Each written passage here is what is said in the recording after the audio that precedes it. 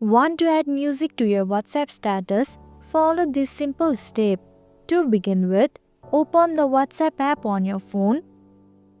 Next, click on the Updates tab at the bottom of the screen. Then click on the camera icon at the bottom right corner to create a new status. At the top of the screen, select the music option. From your browse the available music, or use the search bar if you have something specific in mind. Once you find your song, tap on it. After that, use the slider at the bottom to select the exact part of the song you want to feature. Moreover, adjust the display style of the music label if you like. Finally, hit done at the top right corner. Lastly, hit the send button to upload your status. And that's it. Your WhatsApp status is now ready with music.